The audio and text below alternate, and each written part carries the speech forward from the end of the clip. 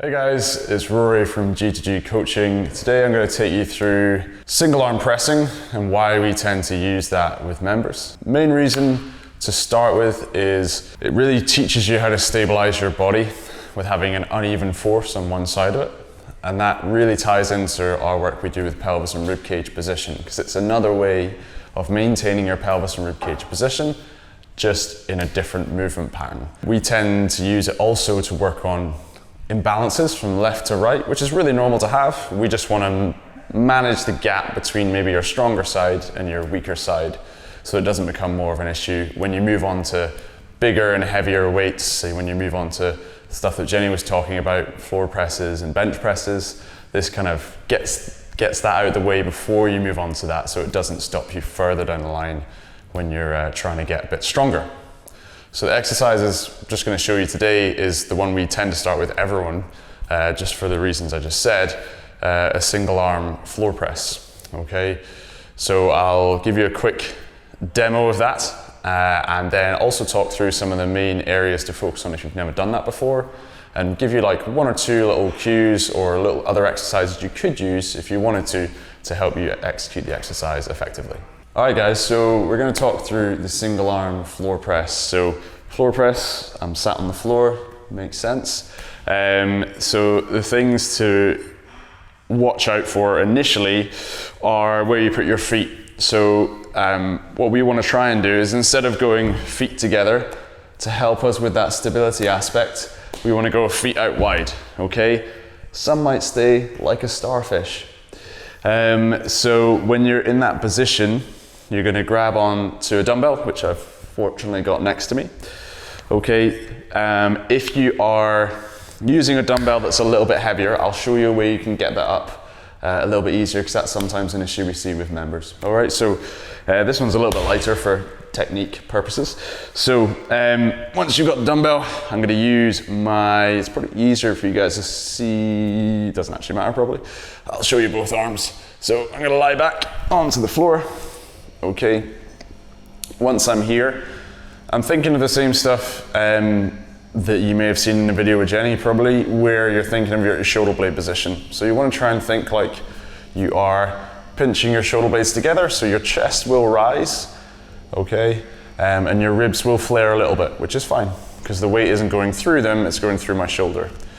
Once I've got that positioning, okay, I'm going to press up on one side, put my other arm out to the side, to give me a little bit of extra stability. You don't necessarily have to push down really hard to that arm, but just put it out there for a bit of balance.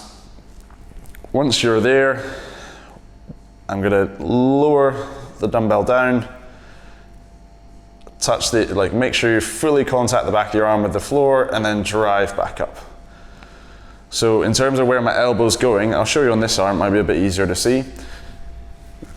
Okay, so when I'm coming down onto the ground, I'm trying to create roughly anywhere less than I'll actually show you when I stand up, it's way easier. So if now I'm doing the floor press and I'm on the ground, got one arm to the side, one arm here, what we're trying to think of from our elbow position wise, or arm position as I'm coming down, is I don't want to go elbow higher than my shoulder, because that'll mess around with where my shoulder blades are at and make it probably a little less stable, use some muscles we don't really want to. Versus also, if I go right next to my side, as I come down, there's always going to be a tendency for the shoulder to slide forward off the floor, or it's going to increase the chances of that happening. So basically you can put your elbow anywhere in between those 2 points that feels comfortable for you. Generally speaking, 45 degrees is usually a good angle to aim for, but it's not essentially the right or wrong way. There's a range you can use where you feel the strongest. Okay guys, so I'm just going to go through now the way, if the weight is pretty heavy and you're doing a floor press, how to get that into position. And then also, after that, touch on common areas that we see people struggle with and things you can think about or use to help with them. So, if the weight is heavy, it's basically you want to try and just use your levers on your body to lift the weight, not use just one muscle. Use your body weight, use your whole body to lift it. So if we turn the dumbbell onto its side, I'm gonna go onto my side. I'm gonna grab with both hands, one on top of the other, so it's really firm. And then I'm going to basically hug the dumbbell towards me as hard as I can. And then I'm gonna start to roll with my hips and my shoulders at the same time. So the dumbbell rolls basically on top of me, but I'm using my hands to keep the weight off me if it is very heavy. And then you can get your legs into position. Mine are obviously banging into this bit of equipment, which is always good. So once I'm in position here, I'm squeezing my butt, I'm setting my shoulder blades. A really useful trick that I tend to use with people is when they first do the floor press, I say, when they bring it down to the floor for the first time, just almost let the weight pull you across. So I'm just gonna let the weight pull me across, right? So what's happened there is the same side to the dumbbell, my hip has gone down and my opposite shoulder is lifted off the floor. So when I'm doing the floor press, I just want to resist that temptation that the weight is trying to do to me, okay? So in order to do that, you're going to squeeze the same side glute really hard and then use the opposite side of your midsection, particularly the oblique, if you know what that is, but basically the side of your core, the opposite side to the dumbbell, to hold your position. So you're resisting that rotation. So we're trying to maintain our posture or position that we have on the floor as we do the floor press. Often the glute squeezing is a little bit easier to use, or easier to get across. The oblique side of things can be a little bit more challenging. So in order to do that, I'm just going to show you a quick drill you can do that kind of gets that aspect across a little bit more. So, hi guys, me back on the floor again. So what we're going to do is show a show a part of the video where we talk about a drill that can be useful for getting used to feeling the rib cage rotating and trying to resist that. So we're going to use a band for this exercise. It tends to be called like a supine Pallof press often. So what we're going to do is loop the band onto something that's relatively close to your height on the floor. Put the outside hand and loop that around the band, then put your other hand to make kind of a prayer. You're then going to lie down and get into that same floor press position we showed earlier on in the video. And then from there, you're going to press upwards like so. And I want you to emphasize is trying to press straight up, not back in towards where the band is attached.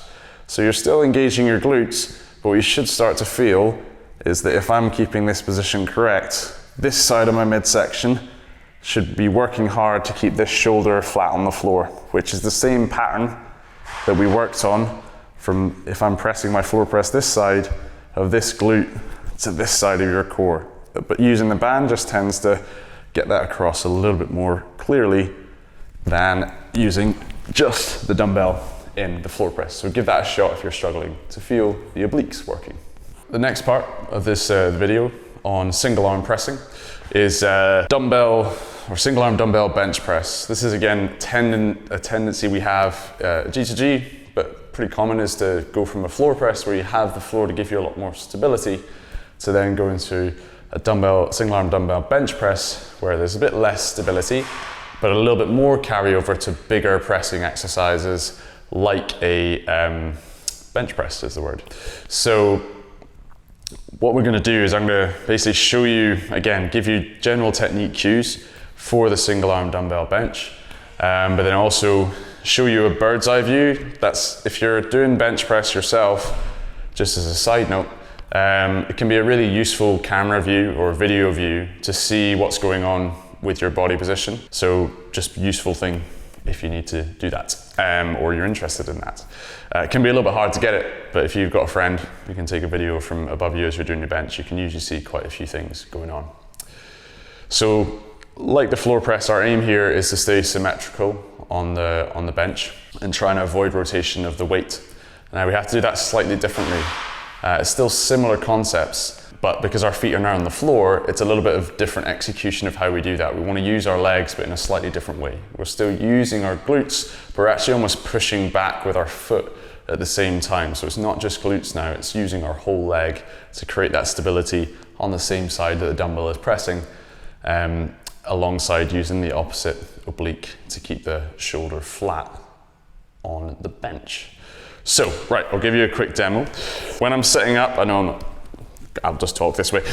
So when you're setting up, in terms of your foot position, you want to keep that pretty symmetrical, because that's going to impact your ability to create some force and make work on the single arm effectively. So, for example, if my feet, I'm going to make it really silly, so just bear that in mind. If I have one foot out like this and one foot really close, it's going to really change how much force I can put through one leg versus the other, and that's going to feed up the chain and probably cause something happening up here that will eventually limit my performance in the pressing movement. So you want to try and make sure your feet are fairly symmetrical, or as close to it as you can get them. Now in terms of using my legs, I'm going to think about actually almost pushing out a little bit with my legs, but also pushing back into my shoulders. Okay, so once I get my shoulders set next, the same way we did in the floor press, get a little bit of an arch, rib flare slightly. Okay, you're then going to think about driving your knees out and then pushing back into your shoulders slightly. Okay, the pressing itself is exactly the same. You now just got a bit more range of motion, so that stresses that stability of this opposite oblique and this glute on the same side as you're pressing, but everything is pretty much the same in that regard. Okay, what to do with this arm? Some people like to make a fist on this arm to create some tension. Weirdly, I like to keep my arm out like I'm actually in the bottom of a bench press. I don't know why, it just seems to kind of help. And essentially, in terms of, I'm going to sit back up and talk to you. So those are the main technique points. They're pretty general. There's a lot of extra detail that could go into it. If you are falling across to one side, like we mentioned in the bench, floor press, sorry, or if you notice in your bench, the same thing happens. One side of the bar might be a little bit lower than the other. What could be happening is you could be not keeping tension or not using your leg drive on one side more than the other. And that's where a single arm dumbbell bench press is a really useful tool to target that area and work on it. And like the floor press, it could be something to work on that, bringing those imbalance of left to right up so they're not a problem further down the line. The same with the single arm dumbbell bench. When you start getting up to heavier bench presses, it becomes more and more important to be very even between side to side, because the load exacerbates any sort of difference that's there. So those are the main technique points for a single arm dumbbell bench. If you want to use that in your training program, I'd probably do it as an assistance exercise to your full bench press or a heavy exercise, or on a separate day as its own lift as a main exercise as well. But I hope you got something out of that video on single arm pressing and how we use it at G2G. If you like the video, please like it, share it with friends who you think might find it useful, and you'll hear from us soon.